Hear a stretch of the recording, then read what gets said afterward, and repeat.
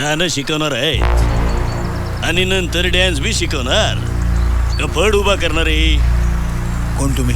आम्ही कोण बी असू, तुम्ही कोण आहे ते नंतर बघू. पण एक लक्षात ठेवा, ही सुरव्यांची सून आहे. हे बघा हातपाय तोडून ठेवीन. लक्षात ठेवा, ही वॉर्निंग आहे, वॉर्निंग.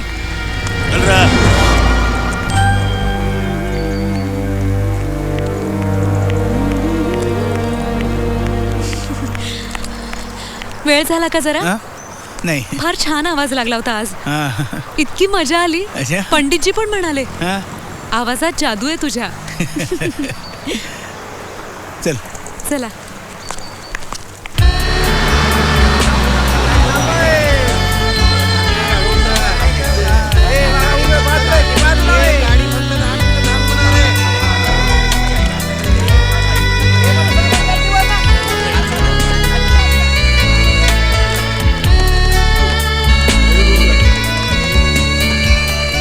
मी काय म्हणते, भाजी घेऊन येऊ का?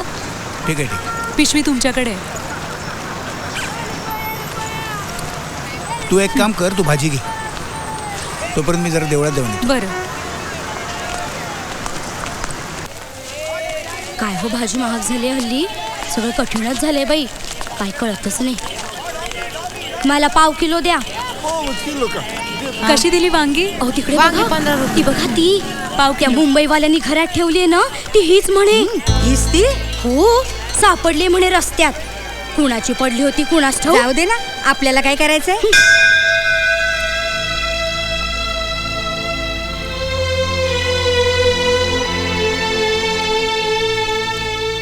देवा, अर्ध मेली आणली होती तिला. तूच पाठवलंस ना मला तिथं. मग आता असाच माझ्या मागं उभा राहा. बघितलीस ना आज कशी ती खुल्ली होती. तिला पहिल्यांदा वाचवताना होती त्यापेक्षा आता जास्त तिला माझी गरज आहे. मला सतत तिला आनंदात बघायचंय. आनंदी राहणं हा गुन्हा आहे? नाही.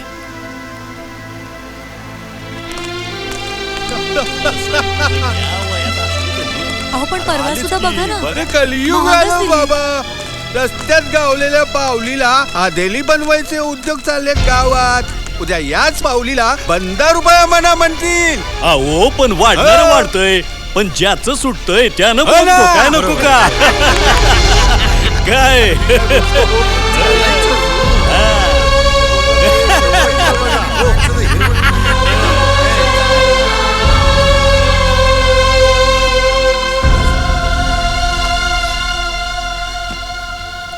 काय ग, काय झालं? ए निशी, तुम्ही खूप केलं माझ्यासाठी दोघांनी. अरे मला नाही राहायचं आता त्यांच्याकडे. नाही माझा भार टाकायचा त्यांच्यावर.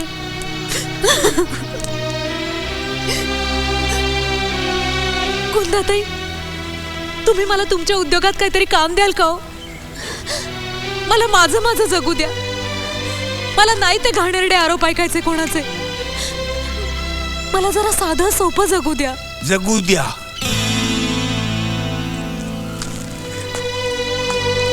कोण अडवतोय तुला?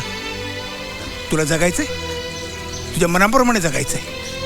जा बाहेर पड. पण एक लक्षात ठेव, जगाच्या पाठीवर कुठेही गेलीस तरी तुला हे असलेच लोक भेटणार. या 4-2 लोकांच्या टोमण्याने अशी घाबरून जाऊ नकोस. हे असले छळ तुला काय नवीन आहेत? हे सगळं सहन करतच तू आज इथवर पोहोचलीस ना.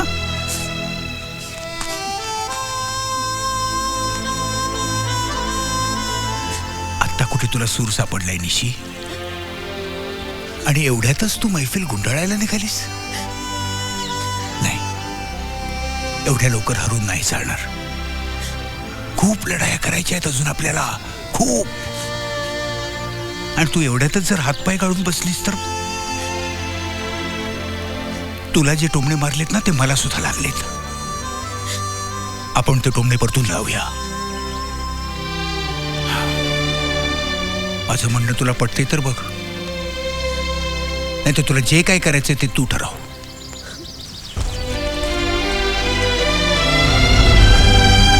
हे बघा,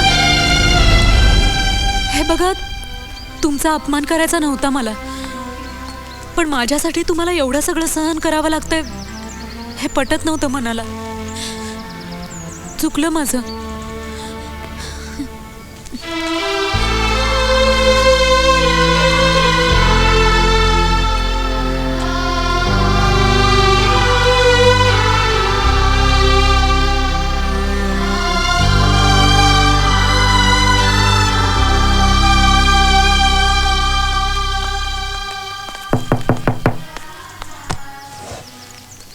नमस्कार पंडितजी.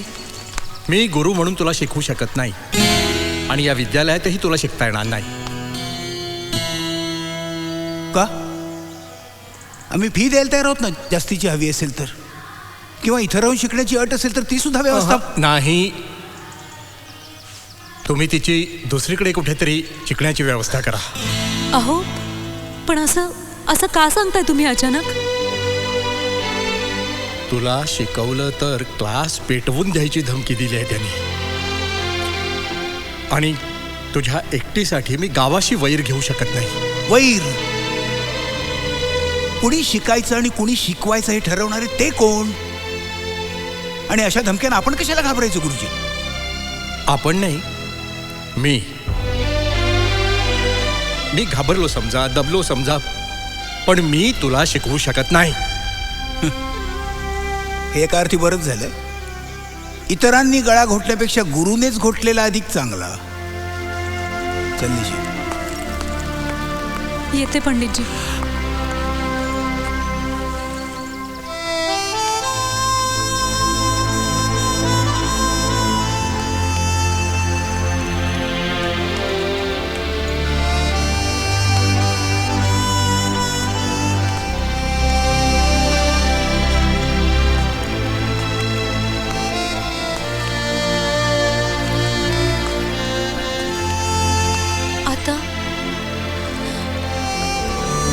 आता पुढं काय करायचं?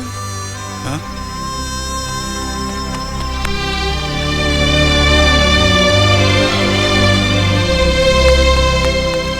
पंडितजींनी चिठ्ठी द्यायला सांगितलीये. चिठ्ठी दिली? मी जाऊ? जा. चिरंजीव निशीस, अनेक आशीर्वाद. तुझा गळा माझ्या नशिबी नव्हता म्हणून तुझ्यासारखी शिष्या मी गमावली आहे. पण मुंबईचे 2 पत्ते देतोय, त्यांच्याशी मी बोललो आहे. तू मुंबईला जा, तुला खूप मोठा प्रवास करायचा आहे. पुन्हा शुभाशीर्वाद.